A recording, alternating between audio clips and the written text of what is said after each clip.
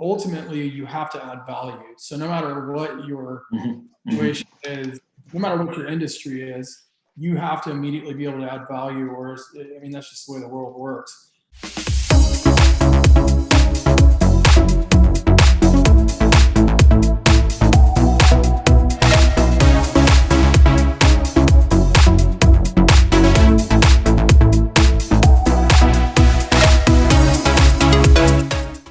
Welcome to another episode of Building Prosperity with Commercial Real Estate. I'm your host, Gary Tsungu, and today on the show, we have Grant Keene. Grant, thank you for being on. Thanks for having me, Gary. Oh, it's a pleasure. I look forward to speaking with you. So Grant is the president of WJK Development, which is a full-service real estate development company and general contractor, specializing in single-family, small lot, and multifamily infill development projects in coastal Orange County and Los Angeles. WJK has become one of the fastest growing development companies in Southern California, garnering the Orange County Business Journal's fastest growing company award of 2016. As of today, the company has developed over 35 projects valued at over $150 million since the company was formed 6 years ago. Now that's an impressive track record, if I may say so myself, Grant.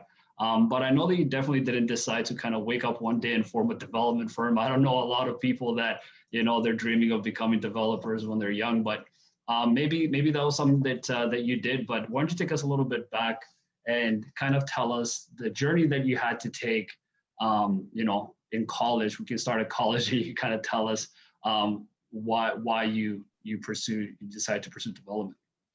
Yeah, thanks for the intro, Gary. Yeah, so I mean, actually, I've always had real estate on my mind since childhood. It's something where my family back east had a background in root and real estate, and it was always part of the mores and family conversation was real estate development. Immediately, my family were not developers. My dad was a teacher, and my mom was a homemaker, and so I had kind of a very varied and interesting upbringing that allowed me to pull from a lot of different arenas.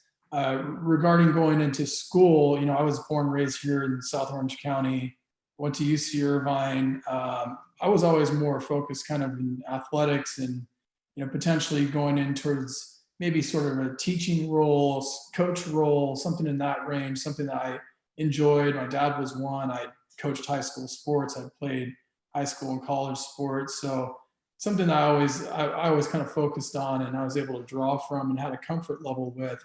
And going to UC Irvine, my focus was, I was pre-law, poli-sci, international relations. I know before we recorded here, we had a little bit of a conversation. And my first question was, your background. That's what's always interested me is people's, roots, ethnic backgrounds, cultural backgrounds. It's something that I have a passion for and something that I really appreciate.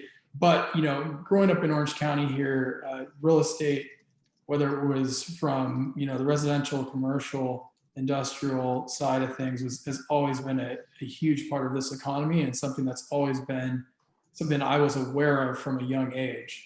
So, so from UC Irvine, I knew that real estate was the way to wealth, and I knew it was the right path for me to be on. And so after school, I was lucky enough to get a position with a local real estate investment group out of Laguna Beach, Dornan Investment Group, and work under the tutelage of Chris and Marcella Dornan, who are both, great operators. And that was an amazing experience. And they also put me through a program at UCLA in construction management, real estate development. So that was my first foray into real estate, and both from commercial multi-tenant office side and multifamily value add side. That was Dornan's main focus at the time. And we also had development deals that I was part of in managing the front end of the projects, the entitlement processes, planning, et cetera. So that was my first break into the industry. And from there, I started my own company, and we can kind of dive into more detail. Yeah. Very nice. So you had mentioned that you were involved in sports one way or another. Your dad was a coach, and you kind of could have gone down the path of coaching. What did you play exactly? Was it just a range of everything? Yeah, I played three sports in high school. I played football, basketball, and volleyball. And I played two sports at a junior college before transferring to UC Irvine. I played football and volleyball there. So, those were great formative experiences. There's Hmm. nothing that I could recommend more. Obviously having an innate athletic ability helps, but having the discipline, having the structure, the relationships. I look back at so many of my current partnerships and relationships, and they've all come from former teammates and those kinds of formative years, and kind of like going to battle with people, for lack of a better phrase, is something that you will always have a different relationship and bond with forever. That's Yeah. one of my current partners, the guy I played football with in high school, and he ended up playing up at USC, and just having that, and something that I would highly recommend. If raising kids, get them in sports. It's a great Yeah. life thing. Yeah, 100%. And the reason why I ask is because I've spoken to other people and I found that in order to perform at an elite level, you would have to have developed the skills over the years prior to actually getting to even being able to scale up a company from where it is as a startup all the way up through different phases of the company, and or in this case to take on larger projects. And having that background, I interviewed somebody that played professional basketball. He was one of the top 50 players in the nation, and taking those skills of playing with a team and, like you said, being able to go to battle, it definitely helps you mold and form the personality and the habits that you need in order to kind of be able to be resilient. Resilience is definitely important when it comes to real estate development. So you had mentioned that you were working for a company prior to starting your firm. While you were there, were you always sort of interested in starting a firm, and you wanted to get your feet wet and see if this is something that you wanted to pursue, or what was your interest about starting your own firm as opposed to just, because I know people that they started a firm and they always work at that firm maybe until they move up the corporate ladder. So what was it about starting your own firm? Yeah, that's a good question. I'd say I've always had an entrepreneurial streak. It's always been part of my personality. I think I've got a personality is one that tends to, maybe not be as part of the system per se. I could never see myself just staying within a structure and growing within a structure. With my first role, it was definitely it was a great springboard and growth role. And I think one of the main things with that is a couple of the projects I was working on ended up getting into litigation outside of ownership's control or our control. So it kind of put the cap on where I saw my immediate growth with some of the projects that I wanted to do, and I had an ambition to immediately start developing. So it was a way that those were maybe a blessing in disguise, where it pushed me to say I've got to find a way to more immediately get my hands on doing something vertically. And I was, in order to immediately form a company, it takes a certain amount of time and structure and detail that you wouldn't necessarily know unless you just jump in head first. So that's basically what I did. I was in a situation where I had to create revenue.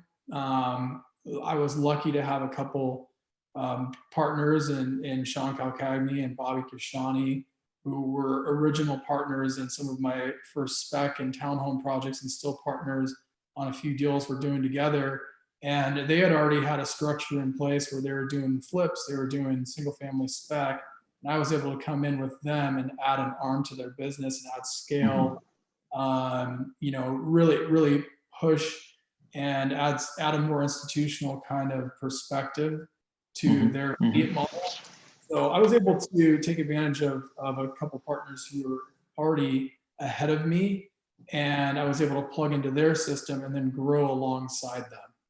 Okay, for the project, so for one of the first, I guess, two or three projects that you had sourced yourself, how did those projects and that you had partnered with with your previous and current partners. How did you end up sourcing those projects and sort of coming to the table and being like, hey guys, I think this is a great opportunity, and I think, I'm sure that they were appreciative of, of the fact that you brought them the deal.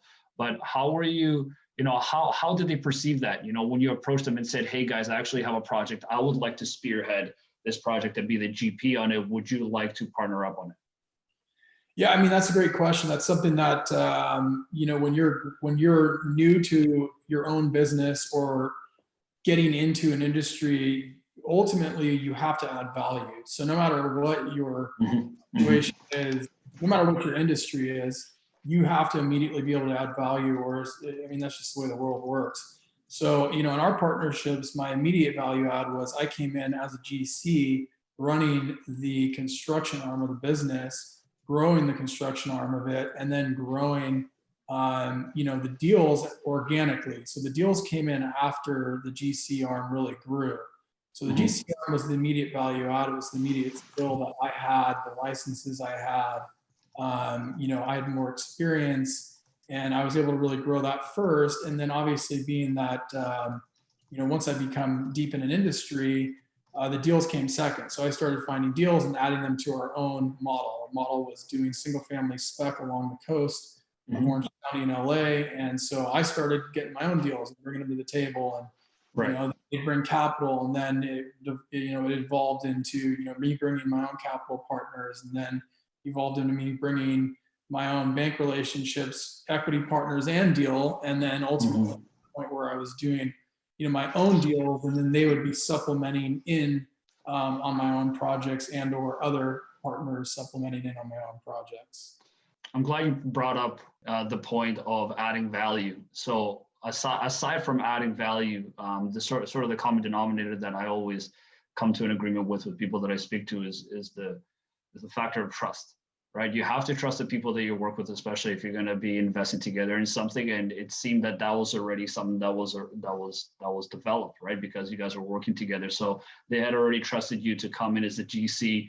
They knew that you were going to do right by them. And that value add was definitely something that, they could leverage and add value to their own company, like you said. But at what point did you decide that, as opposed to just, now, I don't know, were you just working as a GC? Were you just a GC firm and like just a general contractor before you decided to go or decide to be vertically integrated with a development component? Why didn't you just remain as a GC and work with other developers as opposed to becoming a development firm as well?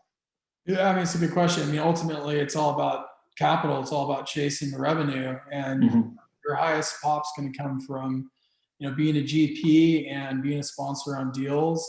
The GC portion of it is a great skill to have. It's a great revenue stream as well. I continue to GC projects in lockstep with my current GP projects. It's a great way to supplement through your development deals. I'd say I'm probably 60-40. I'm probably 60% as a principal GP in my own developments, and then 40% fee builds.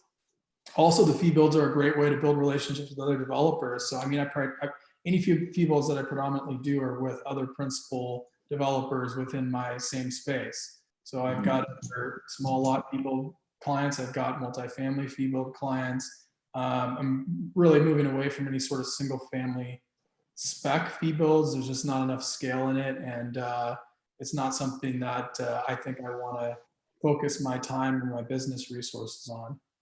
Yeah, no, I completely agree with you. You have to remain as lean as possible, and at the end of the day, getting a return for a good product and a high quality product is definitely something that requires it's a little bit of a balancing act, for lack of a better term. You also have to make sure you're balancing your internal service and operation. And so I see a lot of guys that are doing stuff they don't want to do as operators because they don't have liquidity, they don't have cash flow, they don't have the ability to get through deals.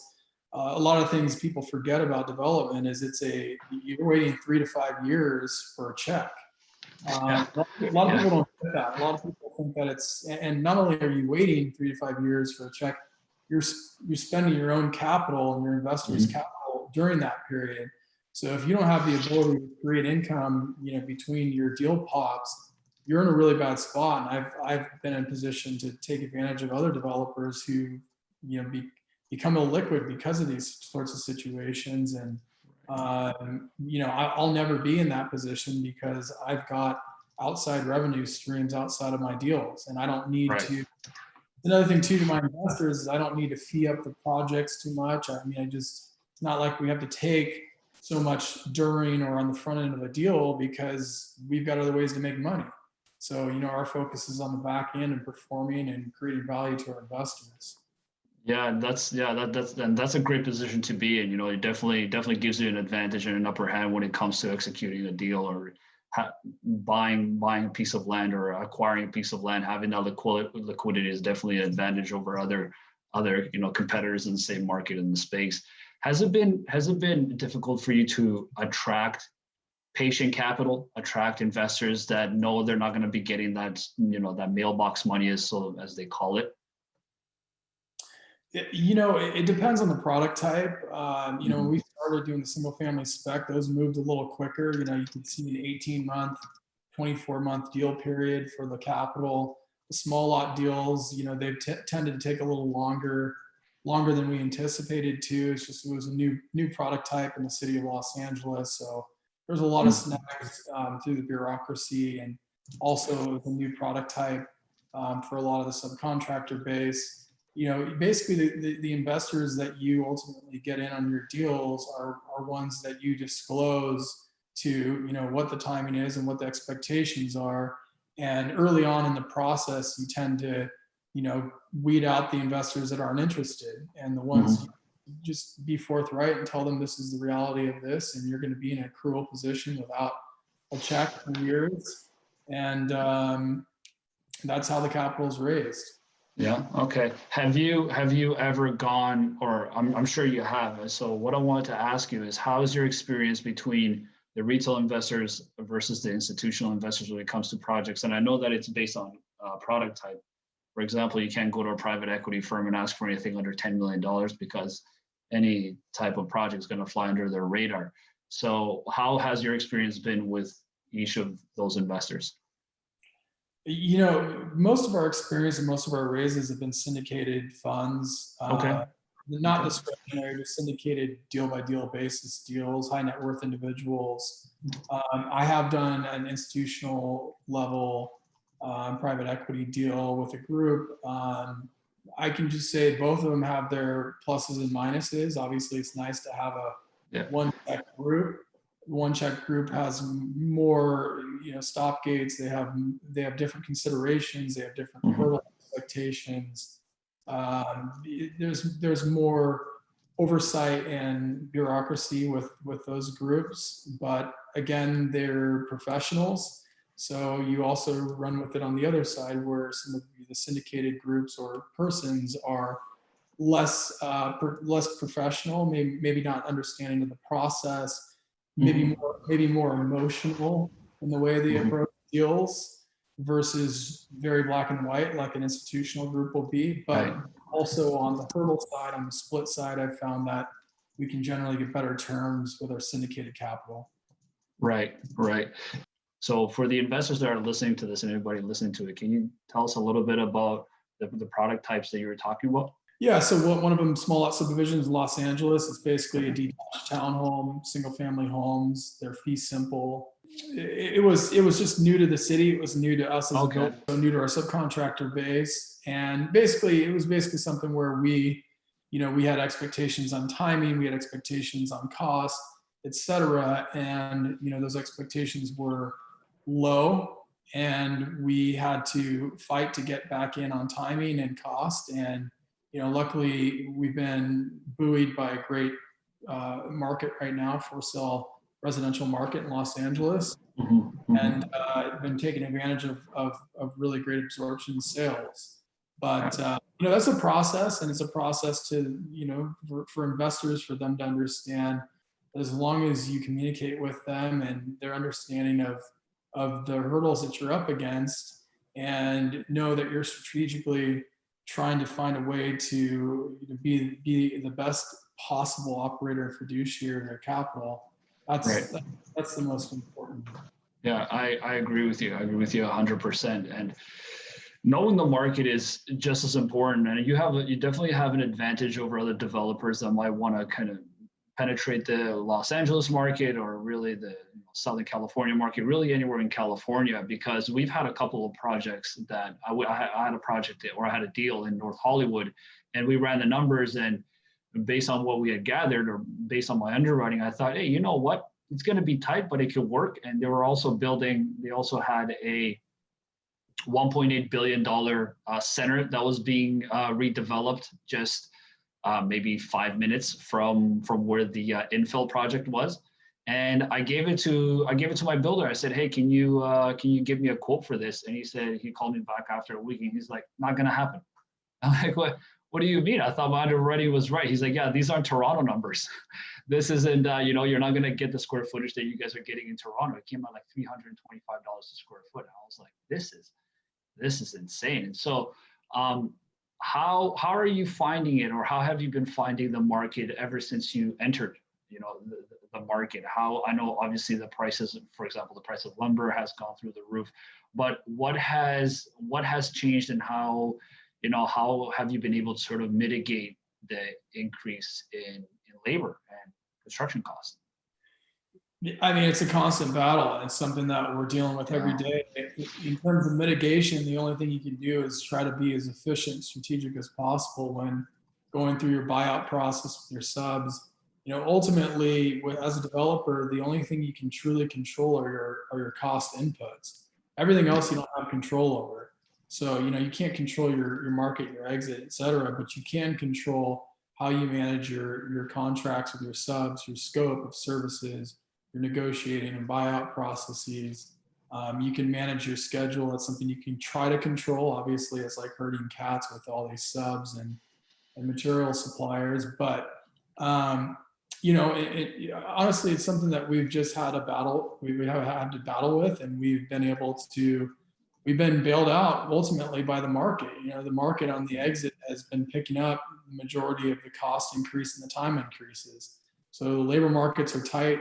The commodity markets are out of control right now, but we're also in an amazing sales market right now. So we're making up for it. Right. No, absolutely. And the market has been good, depending on who you ask and depending on what level of the sector that you're talking to. What kind of impact have you had, or have you seen caused by COVID, the coronavirus? You're saying that you're getting a lot of the the market is good on your end right now. Has COVID more or less impacted you in a positive way or negative way? Yeah, that's a good question. I mean, I always say when people ask this question, it's been kind of a blessing in disguise for my industry. Keep in mind, we're a microcosm of industry and product, and I know it's been devastating for a lot of industries, and it's really been a terrible thing for a lot of people. But in Southern California real estate, with the first couple 3 months were pretty disconcerting, to say the least. The first thing that I saw was how quickly the capital markets just disappeared. That was a real show of the character and the way that banks operate. Banks are so unbelievably conservative. So as soon as this got real, they disappeared. So that was the first thing. And I lost a couple of deals that we had terms from lenders, and we were in contract. And so, I mean, luckily that was about as bad as it got for me, was losing deals. I had a couple of deals where there was some restructuring and recapitalization of debt, within their own internal lines, but it never really affected me on the ground or on a deal level. But other than that, once we kind of came out of those first couple 3 months, it was business as usual. We were an essential service or activity, however you say, here in California. They had, they put handcuffs on everybody but builders. We were able to continue to build and work every day, and it was apocalyptic. It was weird. I remember I live in South Orange County and I drive up to LA, and before COVID, it would be a 2.5 hour drive in the morning. And right in the middle of it, I was getting up there in 45 minutes, an hour. It's just no traffic, nothing. And so anyway, so outside of that, it started to clean up. And once people realized that this was just probably one of the biggest overreactions in human history, and that it really wasn't what it was all trumped up to be, everything stabilized, and the influx and stimulus of capital and the artificial drive down of rates, it's driven the market, this for sale market, crazy. So we've seen 20% year over year, give or take, increases in exit values, which is pretty unheard of. And the market was already strong. Before in 19, early 20, the market was already in a good spot. It wasn't like it was falling anywhere. And so the market really, all it did was kind of slow down as people were scared. And then it's just been on an absolute just tear since. Yeah, and it's interesting. It's interesting to hear that, because from where we're standing and everything that we hear, like if you're not in the industry, speaking to people on the ground, and if you don't have boots on the ground in that specific market, whether it's a primary, secondary, tertiary, then the perception that you get is completely different, right? We're constantly hearing about this massive exodus that's happening of people moving to Texas from LA, and it's like, oh, everybody's leaving Los Angeles. And I just have a friend that just went to LA not too long ago, and she's like, it's great here. I don't know what people are talking about. And then on the other hand, you're saying that the market has still been booming. So despite people moving out of Texas, business as usual, right? Yeah, I mean, take everything you read or see on TV or hear with a grain of salt. I mean, I would recommend that with every part of your life. You got to make your own make your own assertions on your reality and what's actually happening. But the reality of the market is I've never seen it stronger. And keep in mind, my price point is the main product we're selling right now is $1 million to $1.5 million townhome product, urban LA markets, and they're generally downtown adjacent markets. Call it 10, 15 minutes from downtown. And no, there's huge demand. People that are leaving generally don't have the money. That's probably the main thing. Either they don't have the money, or they have a ton of money and they're looking for tax shelters. So that's the reality of who's in or out of Los Angeles and Orange County markets. They just can't afford it. And this is an excuse to find a way to go to other markets. And those other markets are heating up now too. Or, they're the ultra wealthy and they've got tax considerations and they're looking for, outside states to, find shelters. Right. And we're seeing the same thing. We're seeing the same thing here, right? Everybody decided to move out of Toronto, out of downtown. And so they're moving to my city. And I mean, it's great for me for in terms of appreciation and the appreciation of the value of the properties. But you have single detached properties, just like, just the same ones that you're building, that are going on the market for $850,000 and they're selling for $1.43 million. Like, it just sold for $1.43 million. And I don't understand really what the attraction is here, but what it's done is it's appreciated the value of a market that is an hour and 15 minutes outside of Toronto. So are you seeing the same thing happening with LA, where everybody's sort of escaping for smaller cities, but yet it's forcing the appreciation?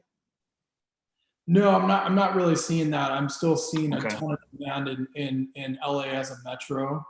Metro LA is still just humming. There's a ton of demand. For what I have heard or seen is people are moving from Northern California, the Bay Area, San Francisco, coming to LA.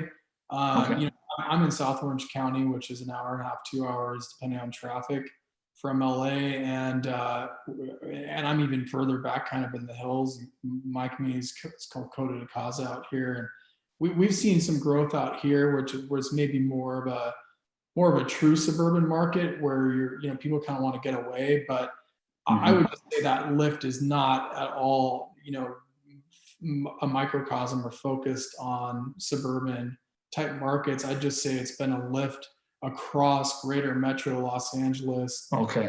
and Orange County and San Diego. You're just seeing and the tertiary markets too, the mountain markets, the second home markets of, the Big Bears and Palm Springs and some of these other markets. They're just seeing unbelievable growth. I mean, they're seeing 50 to 100% year-over-year increases in some of these second home markets. That's insane.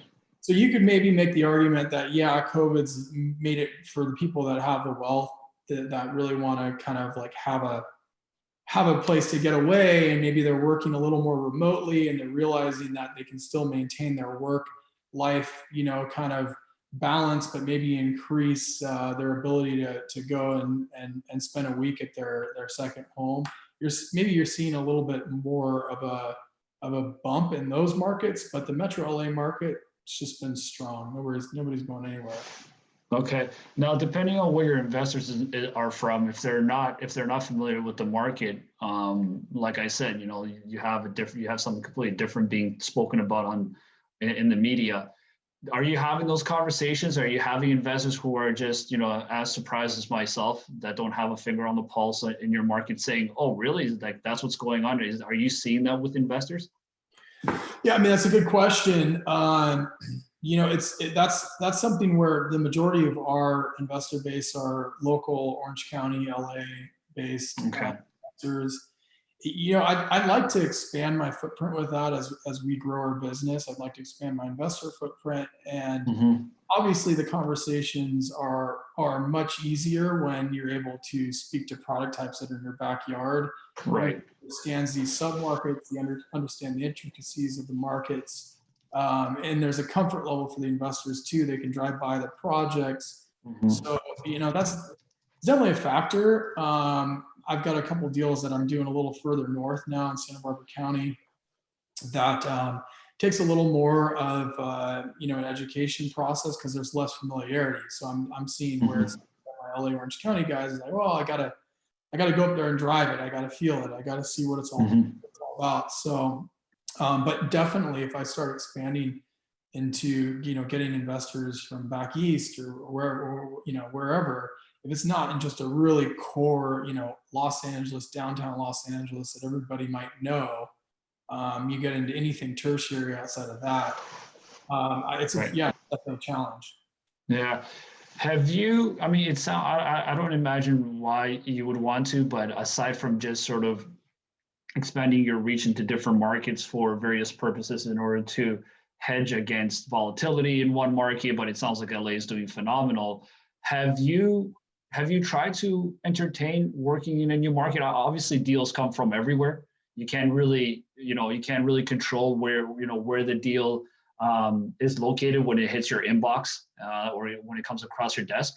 And so if you've tried to kind of expand into a different market, what were the challenges that you're facing? Yeah, that's a good question. I mean, it comes down to comfort level and control. You want to have, for me to feel comfortable getting in front of an investor and saying, hey, your hard-earned capital, I'm going to invest it. I want to be an expert in the market that I'm in and be an expert on what I am able to communicate and understand all the pitfalls and risk of that market. Also, it's a competitive thing too. Being that these LA and Orange County markets, I've got a base of deal flow and brokers that has grown over the last 10 years of being in this industry. So I've got a huge base. I'm able to discern or understand a deal's viability within a minute. A quick glance in the inbox, oh, that's a deal or that's not a deal. A quick call or text from somebody, okay, that's a deal. Versus getting something in Phoenix, Arizona. It's like, yeah, conceptually I get it. Conceptually, I understand there could be better yields, but to really get into those markets, number one, your operation, you'd have to completely uproot your operation and find a local operation. Costs are different. Subcontractor base is different.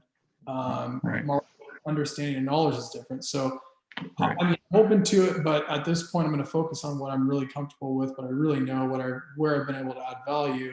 But in saying so, I am branching north a little bit, and I have found that as I look for more multifamily deals, I Mhm. feel like LA is definitely, LA definitely has trouble getting deals to underwrite. The yield's really not there for a lot of new construction multifamily. So that's why I am kind of looking north, getting to Santa Barbara County, and I'll look south too. I'm looking at some deals in San Diego, and potentially back in, east into the Inland Empire, some of those markets that I understand, North San Diego County markets, et cetera. Yeah, yeah, that's definitely a good approach, a safe approach, and it's an approach that will have the highest probability of success down the road. Once I want to segue from what you said regarding being proficient and an expert in your market. I was going to ask you if there was a piece of advice that you give investors that are either experienced or inexperienced. I'll go ahead and say that alone is to obviously work with somebody that knows that knows the market like the back of their hand. But aside from that, what is some advice that you could give So your question is advice to an investor looking for investors? Yeah. Yeah, I'd say first and foremost, you got to see their track record and see consistency in product and market knowledge. I mean, back to your previous question, being that I'm really hyper focused within my markets and product types, I'm going to understand cost and risk and Okay. markets better than anybody else if they're not within my market and product type. So yeah, definitely, unless you're dealing with some group that has a true national reach and they've proven themselves year over year and they're a massive, multinational company. If you're dealing with local, smaller, mid-sized companies like myself that are investment groups, you just Mhm. want to focus on guys that really know what they're doing and very specifically understand what their business plan and strategy is. Yeah, 100%. I couldn't agree with you more, man. There is a lot of people that ask me the same question. It's like, oh, how do I know who to put my money with? It's like, well, can you find them on Google? Do they show that they've done hundreds of projects, or they know their asset type like the back of their hand, right? It's like also talk to them.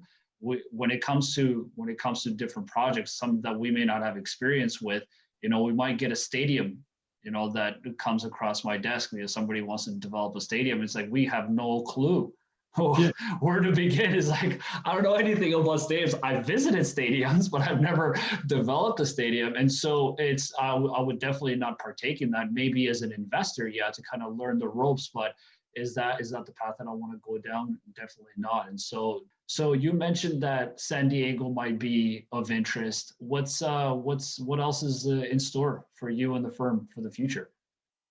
Yeah, so currently we're working on a two-phase deal, Santa Barbara County, over 100 Okay. deal up there, multifamily deal. Likely going to be with a local Newport Beach-based family office, Okay. and they can end up being a great LP investor for us. And those Nice. deals will likely be more of a merchant build situation.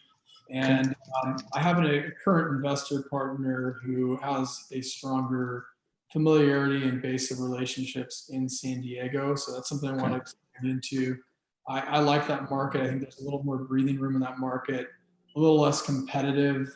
There's less operators than there is in LA, and there's also some density incentives in those markets. I think Orange County still has a long ways to go when it comes to density. That's one of the biggest issues here. That one of the main reasons I'm not looking at deals in Orange County, because there's so many different disparate municipalities with have their own development standards within. So you might have 20 individual cities with 20 individual development standards, and it's just a very anti-development world in Orange County, and that's part of what makes it a nice place to live. It's Mhm. not as dense.